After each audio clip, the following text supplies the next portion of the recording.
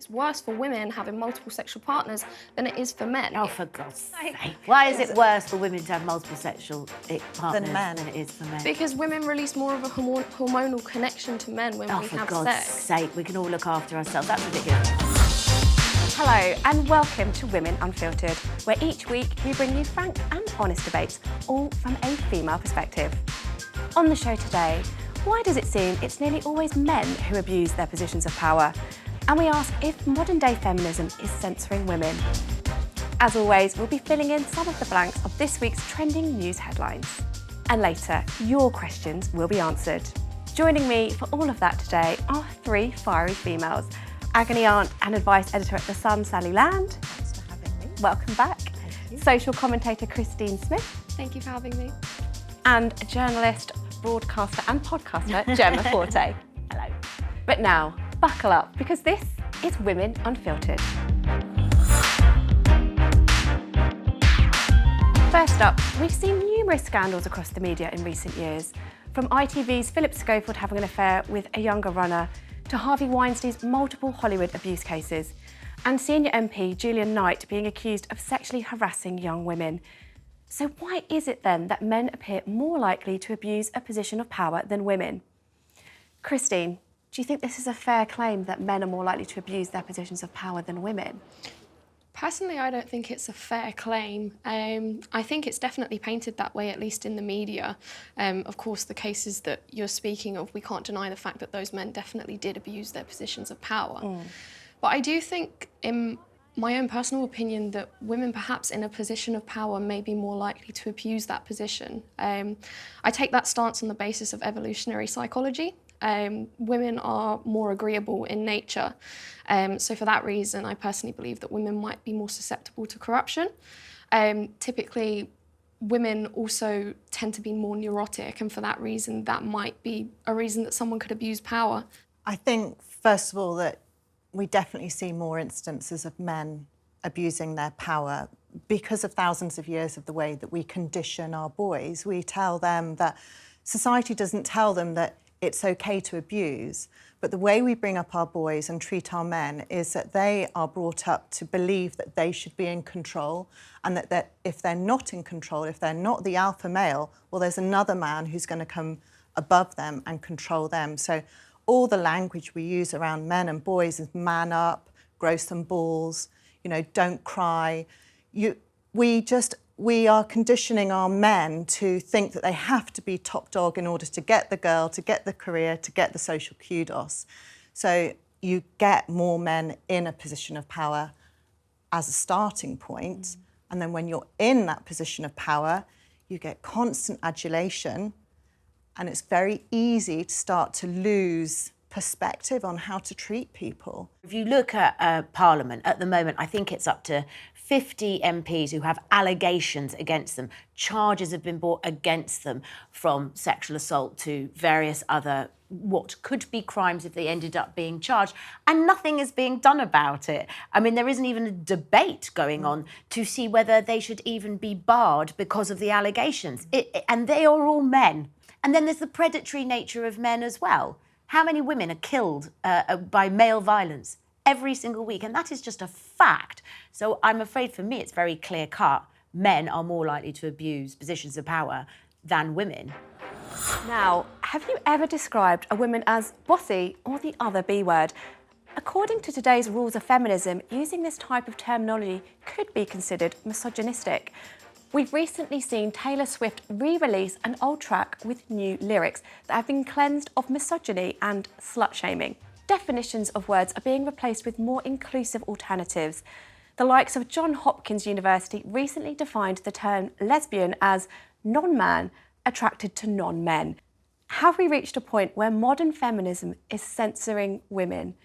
Sally, are we all a little bit oversensitised by the language? I personally cannot stand any slut-shaming, and I like the fact that Taylor has reconsidered the language that she's using in her songs, but should she have changed something? No, that's part of where she was 10 odd years ago, and it was relevant then. She wouldn't write that now. I don't like this rewriting of history. Yeah, should we just remember what the actual lyrics she changed? So the lyrics were changed from, and this is a girl that it was, you know, like all of Taylor's songs she bases on her real life experiences. This is a girl who went off with her then boyfriend when they were teenagers, and the original lyric is, she's better known for the things that she does on the mattress. And now the revised version is, he was a moth to the flame, she was holding the matches. I think it's absolutely great that as a powerful, successful woman, she can do what she likes with her own intellectual, creative property. And I like the fact that she's gone, no, that makes me cringe now, so I'm going to change it. It's my song, I'll do what I want. The old song sort of still exists, but I don't have a problem with her rewriting her own song. You know, perhaps if some of the writers, I know there's always a lot of confected outrage when things get revised, and certainly at some times I think, oh, leave it alone, especially when they're dead. Yeah. It's like, you know that it was of a time, you know it's dated now, but that's okay. But I think when you're still living, and if you own it, how lovely to have the luxury of being able to go, oh, it doesn't really sit well with me anymore. Is it really Taylor, though, that she's gone back and changed that? Or is it that woke culture has told us that we can say this, we can't say that, and this is the correct way to think and this is the correct way to talk, that she's gone, oh, I best go back and change that before I get cancelled? She doesn't strike me as someone that's that sheepish. No, she's definitely her own I don't know person. Taylor Swift, so of course I can't sit here and say this is definitely what she did. But my gut feeling is that someone somewhere, or maybe on Twitter, I don't know, we all know what Twitter's like, everyone's got something to say. Someone said something that has said, oh, this is slut-shaming or whatever, and she's had to go back, obviously given that the majority of her fans are likely young women, and, you know, it's very prevalent today that slut-shaming is apparently a bad thing. So she's gone back and changed it, I think, to fit the current pop culture norm. I personally think if you're an artist, just own what you said. Like you said, we all say things that, you know, in 10, 20 years, it might be completely outrageous. But we don't live in the same world anymore. So back in the day, something came out and then you never saw it again. So there wasn't YouTube or anything like that. So when I was a young presenter, there is none of it in existence. And I'm really glad, because I had terrible hair, bad fashion, all the rest of it. And now everything's there forever. Yeah. It's shared, it's And there. dissected. So if you want to go back and go, I don't mean that anymore, or I'm sorry, that isn't this rubbish, confected, woke culture, whatever the hell that means. People can have their own conscience and their own mind and go, I made a mistake. Good for you, for being able to say that. Yeah, and anything Taylor Swift does has a huge impact, though, doesn't it? Yeah. It has huge ramifications. She's a huge superstar, and I think she's incredibly influential Yeah. for young women. And I think with something like this, Sally, what do you think are the bigger ramifications? Because if Taylor does it with her song and it's a small movement, what happens next? When do we continue to start censoring language around women? Let's not be unrealistic. Every single woman out there isn't amazing. There are nasty, cruel women out there. And so let's talk about nasty people, men or women, realistically. I really do have an issue with slut-shaming. You never hear men being spoken about as in, oh, yeah, how many women he slept with, or, how far apart from the ex-partner. That's because it's I harder, hate the way that women are talked about in that context. I think it's incredibly undermining and derogatory, and it's what keeps us down in the whole gender imbalance part of it. I personally have to disagree with that. I think the reason that men are praised for it is because it's harder for men to get a woman to sleep with them than it is for a woman. A woman, at least in my generation, the age of Instagram and everything, every girl, no matter how attractive you are, there is someone who's willing to sleep with you like that. No matter what you look like. But is it someone you want to sleep with? Of course, but that's a different topic. My point is that the reason I personally think that men are, as you say, praised for their slutty behaviours or whatever, I personally don't agree with slutty behaviours, men or women, but I just think it's harder for men. That's why they're more praised by their peers.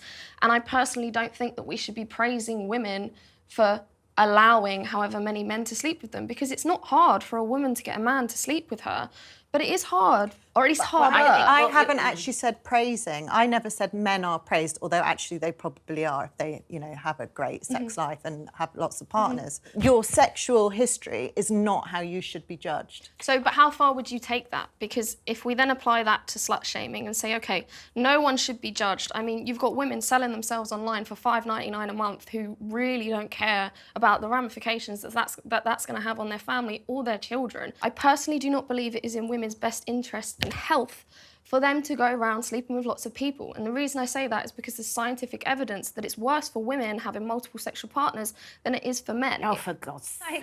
Why is it worse for women to have multiple sexual partners than it is for men? Because women release more of a hormonal connection to men when we have sex. Oh, for God's sake, we can all look after ourselves. That's ridiculous. I've got a son and a daughter, and I speak very openly with them. We talk equally about, like the best thing to do with them is sit down and watch something like Love Island, and you observe the behaviour, and we talk about like, oh, that made him feel like that, and and why are they doing this, and all of that. I'm sorry to sit here and say that women release some kind of flipping hormone. The whole point of fighting for where we've got to now, you've said in one sentence we should all be able to do what we want, and then you're saying that biologically we're sort of these precious little creatures. I don't think that I have the power to stop people from doing it. Just because I don't agree with it doesn't mean that women shouldn't have the power to still do it. If people do want to be, sexually active with multiple people at once, more power to you. I believe in our freedom to behave however we want. The part that I'm saying I don't agree with is the idea that we shouldn't be judged for it. It's a great sex debate. Can you all please come back on next time when we have this? Because you're all making brilliant points, and I wish we had more time. Now, this is the part of the show where we take a look at some of the week's headlines circling our debate, and we try to fill in the blanks. So, kicking off with the first one from The Spectator. How did blank allow itself to become a front for misogyny? What do you think the missing word is, Jemma? The Met Police. OK. Sally? Shout.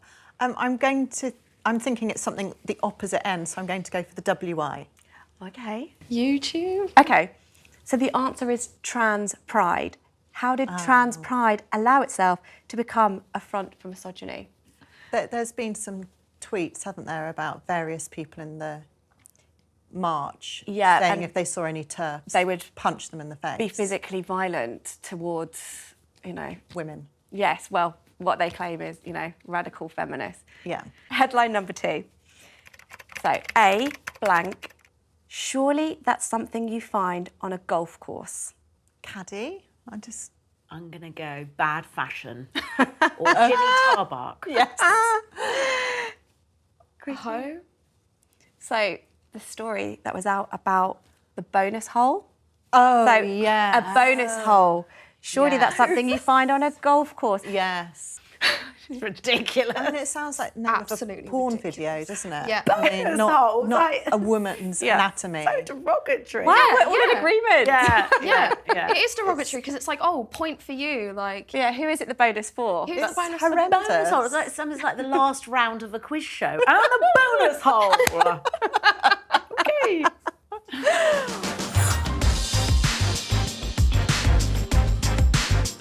All right, you've been sending us your questions ahead of this week's show, and we're going to do our best to answer one of them now.